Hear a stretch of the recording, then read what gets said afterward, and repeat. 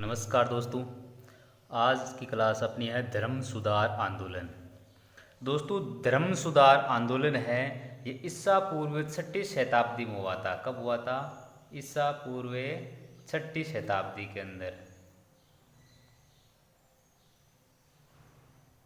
और दोस्तों ये कहाँ पे हुआ था? मगध के अंदर। स्थल था मगध। तो धर्म सुधार आंदोलन है ये ईसा पूर्व 6वीं शताब्दी के अंदर मगध में हुआ था। धर्म सुधार आंदोलन को गति देने वाला जो प्रेरक तत्व था, जो धर्म सुधार आंदोलन है इसको गति देने का जो प्रेरक कार्य किया था वो किसने किया था? लोआ ने। रामशरण शर्मा ने ईसा पूर्व 6वीं शताब्दी को, जो ये 6वीं शताब्दी ईसा पूर्व की, इसको रामशरण शर्मा ने नगरीय क्रांति का काल का। तो दोस्तों धर्म सुधार आंदोलन को गति देने वाला जो प्रेरक तत्व था वो कौन था? लोहा था। और रामशरण शर्मा ने ईसा पूर्व 6वीं शताब्दी को नगरीय क्रांति का काल कहा। बोधायन धर्मसूत्र से में स्पष्ट कहा गया है कि नगर में जाना पाप है, क्योंकि वहाँ वेदाध्ययन का अभाव रहता है। बौद्ध ग्रंथ सूत्र निपात में पशुओं को आनंदा, वनंदा व सुखदा कहा गया है। किसमें? बौद्ध ग्रंथ सूत्र निपात में। बौद्ध ग्रंथ सूत्र निपात में पशुओं को आनंदा, वनंदा, पशुओं को आनंदा, वनंदा वे सुखदा कहा गया है। दीर्घ निकाय, जिसमें बौद्ध कथित महाविजित की कथा का विवरण मिलता है। दोस्तों दीर्घ निकाय में बुद्ध ने राजा का कर्तव्य बताया है। किसमें? दीर्घ निकाय के अंदर।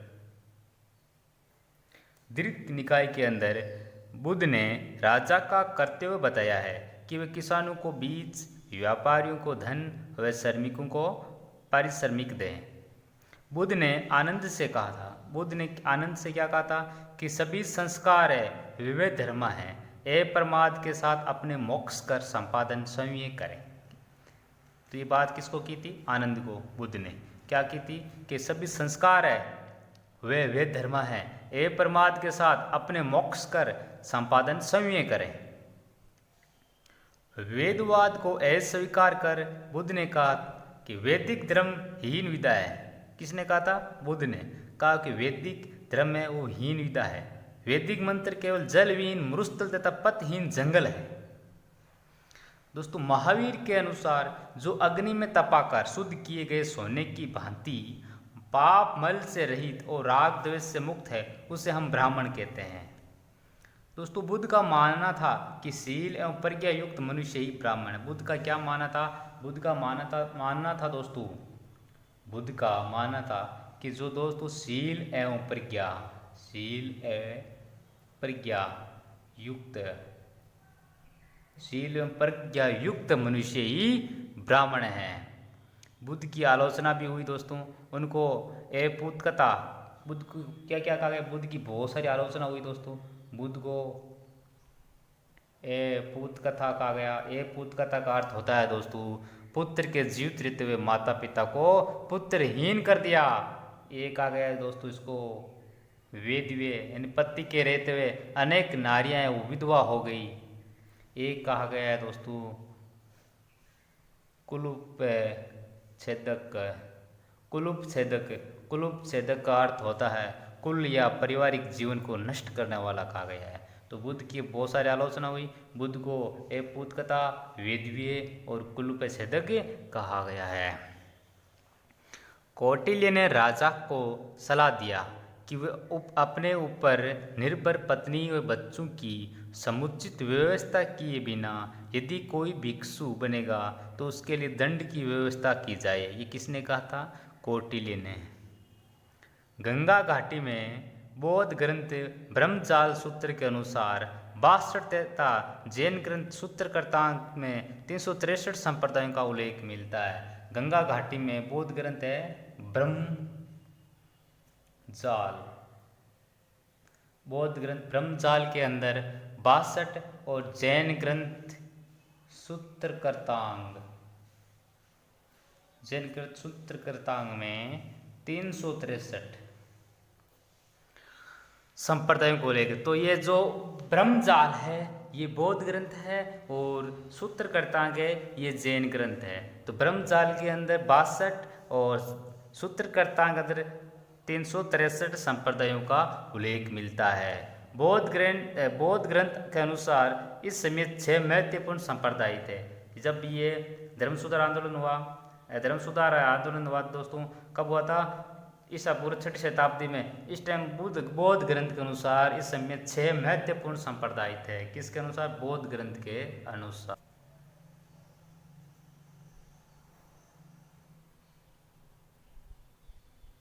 बौद्ध ग्रंथ के अनुसार 6 संप्रदाय थे। ये 6 संप्रदाय कौन कौन से थे दोस्तों? इसमें एक आता है पूर्ण कश्यप। पूर्ण कश्यप है दोस्तों। ये गौर ऐतिक क्रियावादी या एक कर्मवादी था। गौर एक क्रियावादी या एक कर्मवादी थे।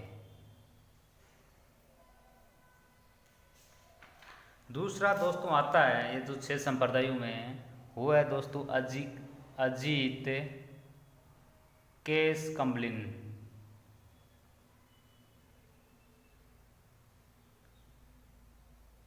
ये उच्चवादी या भौतिकवादी थे। उच्चवादी या भौतिकवादी, उच्चेदवादी या भौतिकवादी।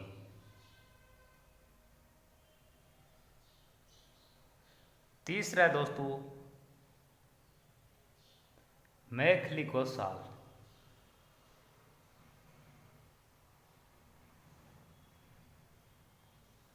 ये नियतवादी या भाग्यवादी थे। नियतवादी या भाग्यवादी। चतुर्थ है दोस्तों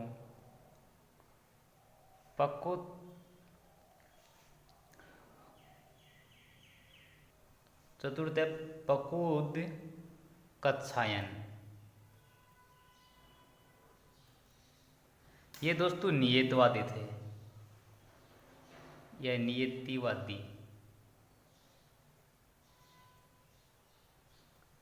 पांचवा है संजय वेल्टुपत। संजय वेल्टुपत ये थे संदेहवादी।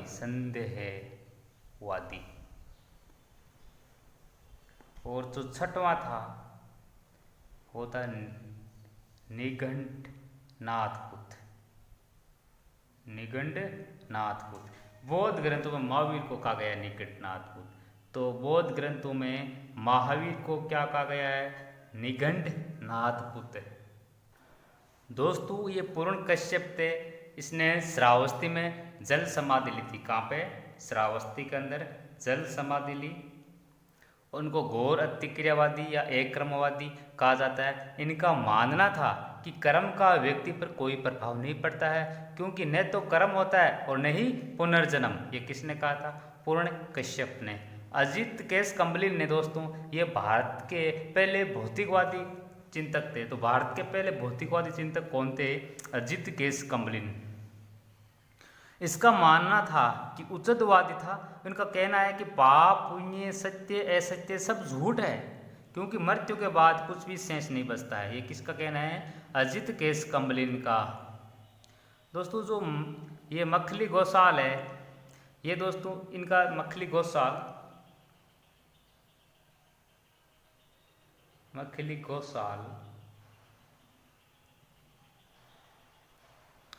इसका जो जन्म वो दोस्तों हुआ था श्रावण नामक गांव में।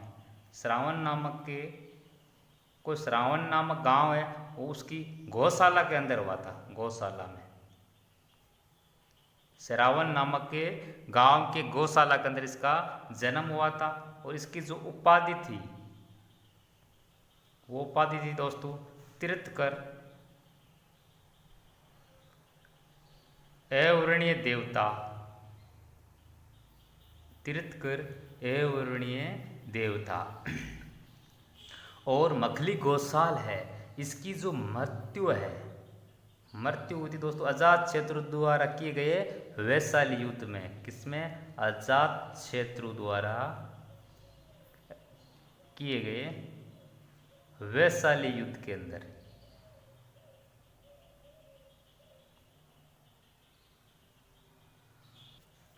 और इसका जो संप्रदाय था वो था दोस्तों कौन सा? आजीविक संप्रदाय। आजीविक संप्रदाय। और मुख्य केंद्र है जिस संप्रदाय का, मुख्य केंद्र है, वो केंद्र था श्रावस्ती में हल्लाहल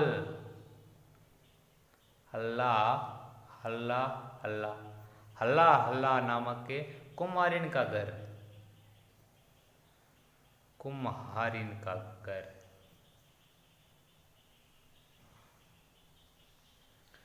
तो मखली, ये जो मखली गौशाल है, इसका जन्म हुआ था श्रावण नामक गांव के गौशाला के अंदर। और इसकी उपाधि थी तीर्थकर या अवर्णीय देवता। और इसकी मृत्यु हुई थी अजात शत्रु द्वारा किए गए वैशाली युद्ध में। इसका जो संस्थापक था वो था आजीविक संप्रदाय। और इनका जो मुख्य केंद्र था इस संप्रदाय का, वो था श्रावस्ती में हल्ला नामक कुमारिन के घर। दोस्तों जो मखली गौशाल है, इसने अपने संन्यास जीवन के तीसरे वर्ष नालंदा में मखली गौशाल महावीर स्वामी से मिले। ये मखली गौशाल है, ये अपने संन्यास के तीसरे वर्ष में, कौन से वर्ष में? तीसरे वर्ष के अंदर महावीर स्वामी से मिले थे ये। और उनके साथ 6 वर्ष तक वहीं लगातार तप किया था। बुद्ध मखली गौशाल को अपना विरोधी मानते थे। बुद्ध वो मखली गौशाल को अपना विरोधी मानते थे। अंगुत्तर निकाय में बुद्ध ने मखली गौशाल को ऐसा मूर्ख व्यक्ति का है जो किसी भी अन्य व्यक्ति के अधिक ईश्वर मनुष्य के दुख का कारण बने। किसमें कहा गया है? बुद्ध इसको शत्रु मानता था। ये बात की गई मखली अंगुत्तर निकाय के, अंगुत्तर निकाय इसमें। तो अंगुत्तर निकाय में बुद्ध ने क्या कहा मखली गौशाल के बारे में? कि ऐसा मूर्ख व्यक्ति का है जो किसी भी अन्य व्यक्ति से अधिक ईश्वर एवं मनुष्य के दुख का कारण बने। भगवती सूत्र में महावीर स्वामी एवं मखली गौशाल के बीच वह हिंसक संघर्षों का विवरण मिलता है। कहाँ पर मिलता है? भगवती सूत्र में।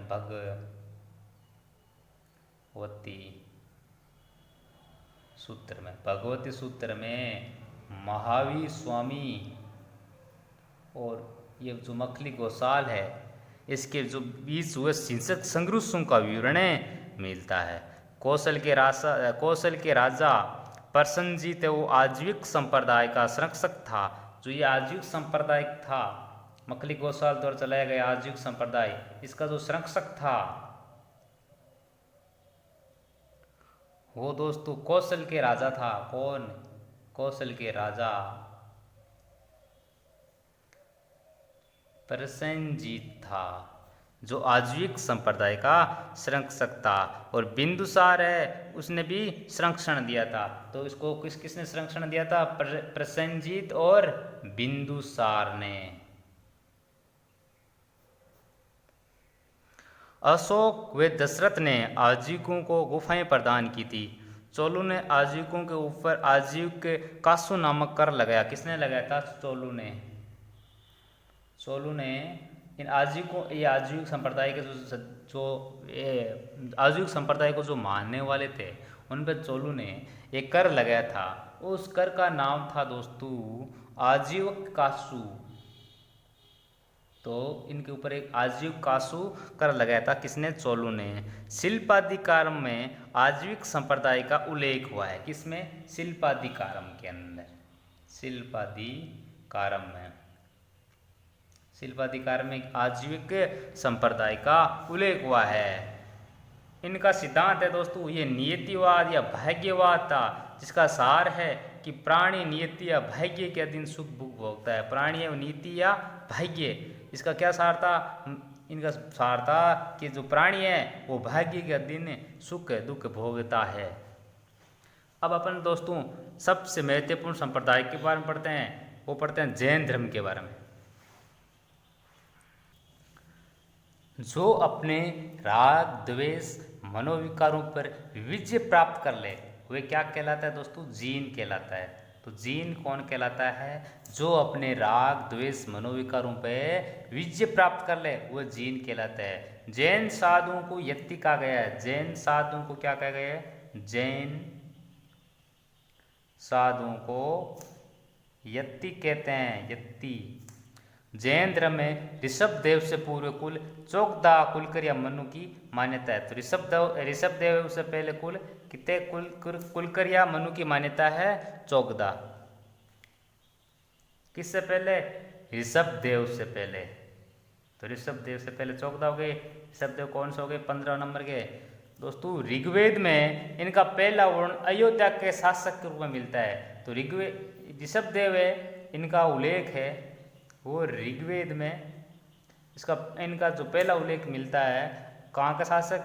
अयोध्या के शासक के रूप में। भारत एवं बाहुबली है, भरत एवं बाहुबली, भरत एंड बाहुबली। बाहुबली को दोस्तों गौतमेश्वर या गोमट भी कहा जाता है। ये ऋषभ देव के पुत्र थे। तो भरत एवं बाहुबली किसके पुत्र थे? ये दोनों ऋषभ देव के पुत्र थे। ऋषभ देव का जो प्रतीक है वो दोस्तों है वर्षभ। वर्षभ अर्थात बैल। मूर्ति कला में इनको केसरी रूप अर्थात कुटिल केशों के रूप में अलंकृत है, इसलिए इसको केसरिया नाथ कहा है। ऋषभ देव को केसरिया नाथ भी कहा गया है, केसरिया नाथ। तो इनको केसरिया नाथ क्यों कहा गया है? क्योंकि दोस्तों इनको मूर्ति कला में इनको केसरी रूप अर्थात कुटिल केशों के रूप में अंकन किया गया है, इसलिए इनको केसरिया नाथ कहा गया है। भागवत पुराण में इनको विष्णु का अवतार माना गया है। किसमें? भागवत पुराण में। भागवत पुराण में ऋषभ देव को विष्णु का अवतार माना गया है। विष्णु का अवतार भागवत पुराण के अंदर। दोस्तों ऋषभ देव के बाद अपन पढ़ते हैं पार्श्वनाथ के बारे में।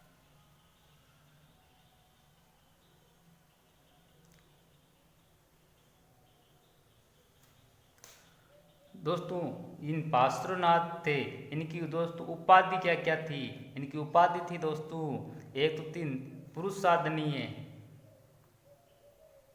पुरुषादनीयम, पुरुषादनीयम इसका अर्थ होता है महान पुरुष। एक है निग्रंथ, निग्रंथ, निग्रंथ का अर्थ होता है सांसारिक बंधनों से मुक्त। एक उनकी उपाधि मिलती है दोस्तों कोटि साधारणीय, कोटि साधारणीय, इसका अर्थ होता है सर्वप्रिय। तो पार्श्वनाथ है, इनकी अपन को उपाधि है दोस्तों वो मिलती है एक पुरुषादनीयम। इनका अर्थ होता है पुरुषादनीयम का अर्थ होता है महान पुरुष। एक मिलती है निग्रंथ, निग्रंथ का अर्थ होता है सांसारिक बंधनों से मुक्त। एक उपाधि है इनकी कोटि साधारणीय, वह सर्वजन प्रिय। जैकोबी ने इनको जैन धर्म का वास्तविक संस्थापक माना। किसने माना? जैकोबी ने। जैकोबी ने पार्श्वनाथ को जैन धर्म का वास्तविक संस्थापक माना। इन्होंने 30 वर्ष की आयु में गृह त्याग कर दिया था। कि कौन सी आयु में? 30 वर्ष की आयु में गृह त्याग कर दिया था। और 83 दिन इन्होंने समद शिखर पर्वत पर कठोर तप किया था। कहाँ पे किया था कठोर तप? समद पर्वत शिखर पर है। समद पर्वत शिखर पर इन्होंने कठोर तप किया था और 84वें दिन इनको ज्ञान की प्राप्ति हुई। 83 दिन इन्होंने समद पर्वत पर कठोर मतलब तप किया था और 84वें दिन इनको ज्ञान की प्राप्ति हुई थी। पुष्प चोला पार्श्वनाथ के भिक्षुणी संघ की अध्यक्षता थी। तो पार्श्वनाथ की जो भिक्षुणी संघ है, भिक्षुणी संघ, उसकी अध्यक्षता कौन थी? ये अध्यक्ष कौन थे? वो थे दोस्तों पुष्पचुल्ला। पार्श्वनाथ के सिद्धांत को चतुर्याम या चार प्रतिज्ञाएं कहते हैं। इनमें जो इनके जो सिद्धांत थे वो कितने थे? चार सिद्धांत बताए गए हैं। इन सिद्धांतों को क्या कहा है दोस्तों? चतुर्याम। ये चार सिद्धांत क्या क्या थे? ये थे ए परिग्रह है। ए परिग्रह का अर्थ क्या होता है? ए परिग्रह का अर्थ होता है संपत्ति को, मतलब संपत्ति होती है ना, उसको संग्रह नहीं करना। एक होता है अहिंसा, अहिंसा। एक है अमृतसा, अमृत का अर्थ है झूठ ने बोलना। एक की उपाधि है ऐसो। सिद्धांत एक वो है दोस्तों असत्य, वह चोरी नहीं करना।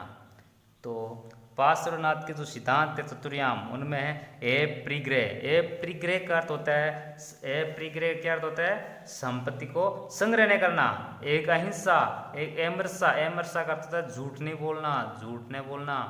एक उस असत्य मतलब चोरी नहीं करना, चोरी नहीं करना।